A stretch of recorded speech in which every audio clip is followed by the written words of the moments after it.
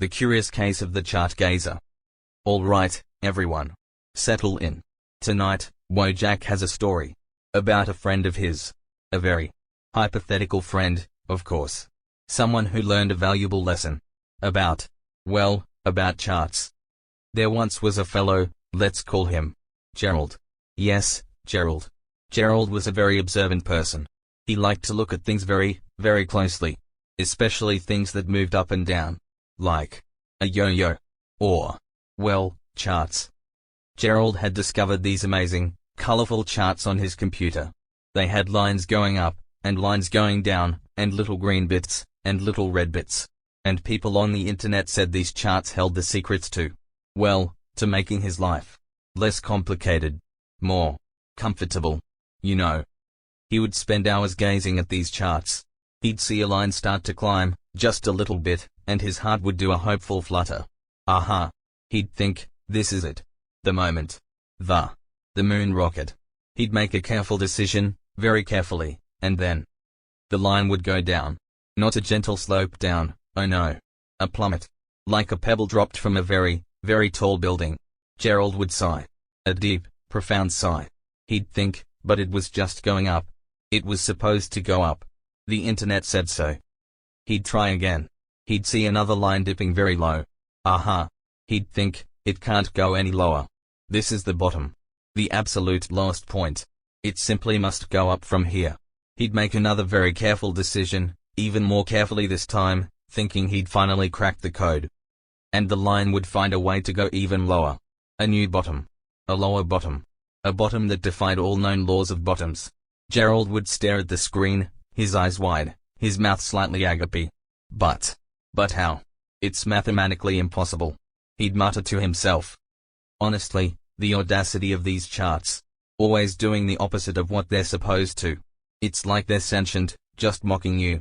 Not me, of course. Gerald. My friend Gerald. Gerald tried everything. He read all the books. He watched all the videos. He joined all the online groups where other Geralds shared their insights.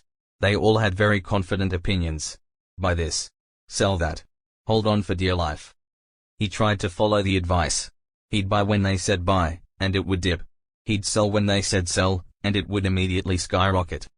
It's infuriating. Absolutely infuriating. It's like there's a tiny little gremlin inside the computer, just waiting for you to make a move, specifically. Not me, you understand. Gerald. That hypothetical, unfortunate Gerald. One particularly late night, after watching a line plummet into oblivion after he had invested a significant amount of his friend's spare change, Gerald leaned back in his chair. He rubbed his tired eyes. The glow of the screen reflected in his slightly weary face. He looked around his room. It was quiet. The world outside was sleeping. He thought, is this peace? Is this comfort? Is this actually helping me sleep? And the answer, of course, was no. No, it wasn't. It was the opposite of sleep. It was the opposite of peace. It was the opposite of everything you'd want before bed. So, Gerald decided to try something radical. He closed the charts. All of them. He even closed the internet browser. The room suddenly felt quieter. Empty, almost. There was no more frantic green or alarming red. No more lines mocking his best efforts. Just the soft hum of his computer, and the sound of his own breathing. He walked over to his window and looked out. The moon was a gentle sliver in the dark sky. The stars twinkled peacefully. They weren't going up and down. They weren't plummeting.